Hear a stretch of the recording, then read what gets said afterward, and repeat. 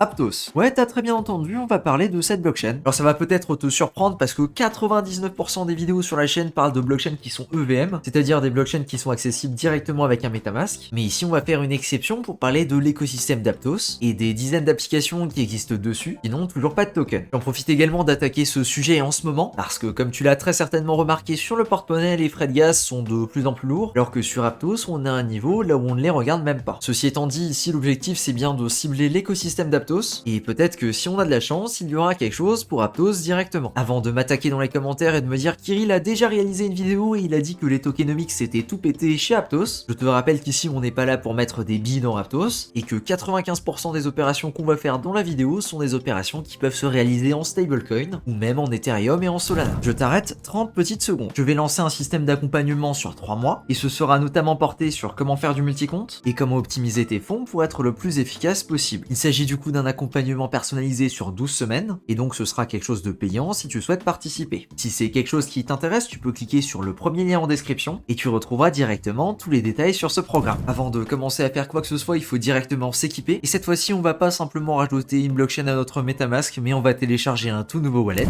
Pour le coup il va y en avoir deux qui vont se battre en duel, on va avoir Pontem et de l'autre côté on va avoir Petra. Pour les besoins de la vidéo je vais utiliser Pontem mais sache qu'il y en a plein d'autres qui existent. Pour installer ce wallet c'est pas bien compliqué, ça s'installe exactement comme un MetaMask et ça fonctionne également avec une passphrase que je n'ai pas encore validée juste ici. Ouais je sais, je suis un méchant. La première étape quand tu débarques sur la blockchain c'est évidemment de t'envoyer des fonds. Ici sachant qu'on est sur Aptos, eh bien il n'y a pas de grosse surprise, il va falloir t'envoyer des Aptos. Pour ça rien de bien particulier, tu vas sur ton échange préféré, tu vas dans Withdraw, tu sélectionnes le jeton APT, tu rentres ton adresse qui va bien et tu cliques sur Submit pour recevoir tes fonds. C'est donc un énorme classique, je pense que tu as l'habitude de faire ça. Autre précision au niveau du wallet que tu vas utiliser, c'est évidemment mieux d'utiliser un wallet qui a déjà de l'existence et surtout un historique si c'est possible. Et dans ce cas-là, pour Aptos, c'est très possible que tu en aies déjà un. Je sais pas si tu te rappelles, ça commence quand même à remonter il y a très longtemps, mais on avait bridgé vers Aptos en utilisant l'Aptos Bridge de Layer 0. Ce qui fait donc que si tu as réalisé cette opération-là, tu as déjà un wallet Aptos qui existe, et ce wallet-là a un historique. C'est donc évidemment plus intéressant de reprendre celui-là plutôt que d'en créer un tout nouveau. Concernant les fonds que tu peux te transférer, comme je l'ai dit tout à l'heure, les frais de gaz sont négligeables sur Aptos, et donc même si tu t'envoies juste 5$, soit environ 0,8 Aptos, eh bien tu pourras réaliser toutes les manipulations qui sont montrées dans la vidéo. Maintenant qu'on est prêt et qu'on a notre setup, c'est le moment de regarder ce qu'on peut faire sur la blockchain. J'imagine que tu commences à me connaître et donc tu sais très bien là où on va attaquer, on va regarder directement sur le fameux DeFi Lama. Je vais donc chercher Aptos juste ici, et ça nous permet déjà d'avoir une très bonne idée de ce qui se passe sur la blockchain. On va donc commencer par regarder les plus gros projets qui sont disponibles dessus. Autre information qui est pertinente avant qu'on commence à interagir, ici directement sur ton wallet Pontem, tu as ce gros bouton violet, et si tu cliques dessus, tu vas avoir une liste d'applications décentralisées qui sont accessibles en un clic. Voilà, je te le précise ici parce que c'est vraiment très pratique. Le premier qu'on va voir et surtout le plus gros, ça va être Tala. Et Tala est un projet qui est quand même plutôt complet. Si on rentre sur l'application, tu vas pouvoir le voir très vite. On va pouvoir quasiment tout faire dessus. Je vais donc commencer par connecter mon wallet. Ici, je suis dans l'onglet Vault et c'est un projet qui permet de déposer des Aptos pour récupérer un token qui s'appelle le MOD et qui est un stablecoin. Malheureusement ici, je vais pas pouvoir l'utiliser parce que la dette minimum est à 500$ et c'est pas avec mes 5 petits Aptos ici que je vais pouvoir faire grand chose. À préciser également que Tala a déjà son propre token, donc c'est pas vraiment quelque chose qui va nous intéresser plus que ça, même si le concept reste intéressant et est très proche du MAI de KiDAO. On peut également participer à la stabilité des vaults, ou encore déposer de la liquidité dans des pools de liquidité. Je viens également de voir qu'ils ont un launchpad, mais le launchpad a juste été utilisé une fois pour leur propre token. On va donc passer au deuxième qui s'appelle LiquidSwap, et celui-ci c'est déjà plus intéressant parce qu'il n'a pas de token, et en plus de ça LiquidSwap c'est un projet qui a été créé par l'équipe derrière Pontem. Pontem du coup le wallet qu'on utilise. Alors voilà ce qu'on va pouvoir faire dessus, je vais me connecter, et pour le fun je vais réaliser un swap dessus, je vais swapper un Aptos en USDC. Je vais donc cliquer sur swap, je confirme mon swap, ici tu peux voir que les frais de gaz sont vraiment négligeables, et il y a suffisamment de zéros pour que je m'amuse pas à les compter. Et hop, mon swap vient d'être validé, et donc maintenant des USDC sur mon wallet.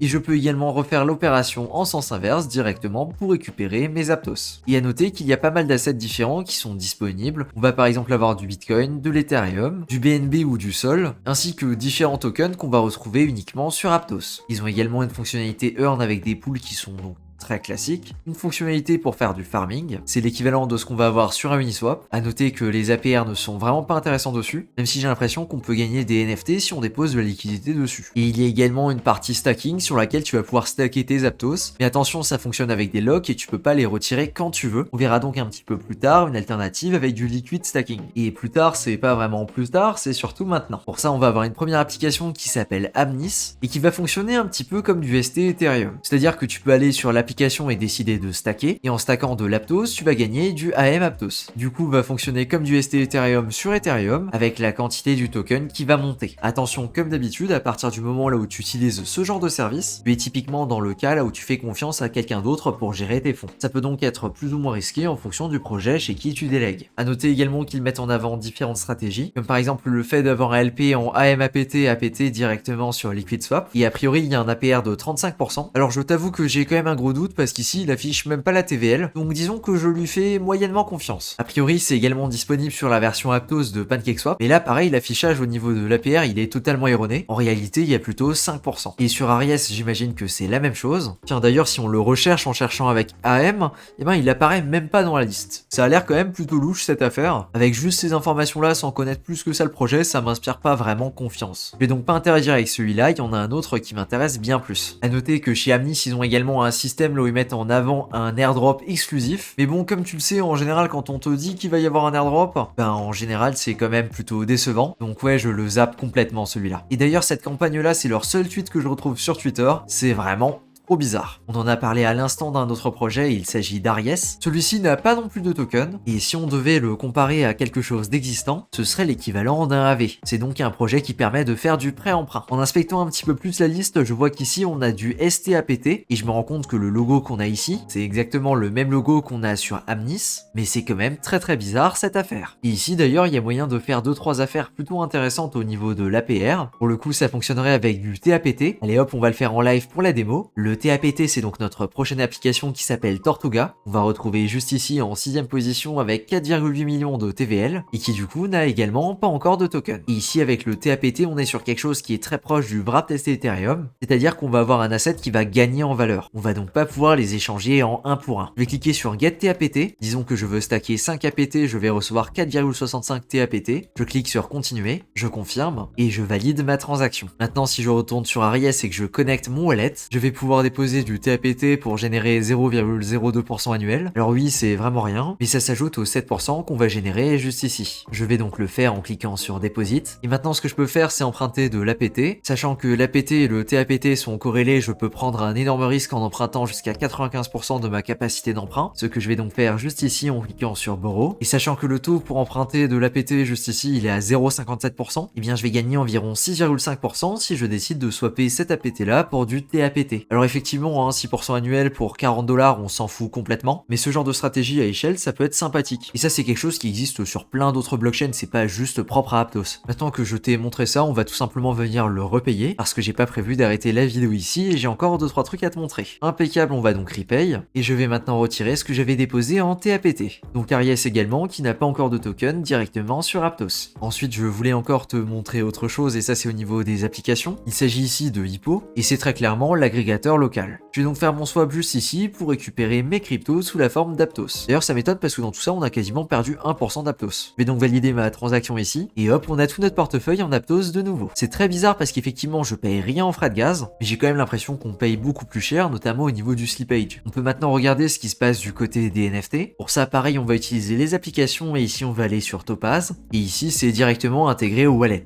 Pour le coup, de mon côté, je préfère directement aller sur le site. Je trouve que c'est bien plus clair. C'est donc ici une marketplace NFT assez classique, et vu qu'on est sur une blockchain qui est pas très connue, je pense qu'on peut très clairement le dire, il n'y a pas grand chose qui se passe dessus, et ouais, ça inspire vraiment pas confiance. Donc si jamais t'as envie de minter un NFT un petit peu douteux, on va dire, eh bien tu peux aller sur cette marketplace là. À savoir qu'ils ont également toute une mécanique de points un petit peu à l'image de ce qu'on avait sur Blur, et qui permet du coup de gagner des points en fonction des actions que tu vas réaliser sur la plateforme, notamment acheter et revendre des NFT qui sont dans le top 5 des collections. Voilà donc le top 5 des collections, et j'ai même pas besoin de faire de commentaires. On peut également parler de PancakeSwap qui a une version qui existe sur Aptos. Il suffit du coup d'aller au niveau des blockchains et de sélectionner Aptos, de connecter avec le wallet que tu utilises, et voilà à quoi ça ressemble, tout simplement c'est un PancakeSwap, et il y a peut-être un petit peu de farming à faire dessus si c'est quelque chose qui t'intéresse. Pour le coup ça reste un PancakeSwap, ça permet de faire des swaps, ça permet d'apporter de la liquidité. À mon sens, il n'y a pas grand chose de plus à en dire. Et voilà, on a fait le tour de la majorité des applications qui sont disponibles directement sur Aptos. Alors évidemment, tu vas peut-être me dire qu'on n'a pas fait le tour de tout ce qu'il y avait sur DeFi Lama et tu as totalement raison, mais l'écrasante majorité de ce qu'on va retrouver en dessous, c'est vraiment rien de très intéressant. C'est majoritairement des DEX avec une très petite TVL. Autant te le dire autrement, des forks d'Uniswap V2 avec des interfaces douteuses. On notera également qu'il y a une autre marketplace NFT qui s'appelle Soufflé, mais sur Soufflé, quand on filtre par Aptos, ben il y a rien qui apparaît. C'est pour ça que je l'ai pas mentionné avant. Et j'ai aussi vu qu'il y a un petit jeu qui a lancé qui s'appelle Starfighter, donc je vais regarder ce que c'est, je connais pas du tout, je confirme. Et ben je suis mort sans avoir rien eu le temps de faire. Je m'attendais à pouvoir rejouer directement, mais a priori c'est pas le cas, je vais essayer avec un F5. Ah, il m'a déconnecté mon wallet, donc je reconnecte. Alors cette fois-ci, je vais bouger directement après avoir fait ma transaction. Ouh, mais ça me dit quelque chose ça.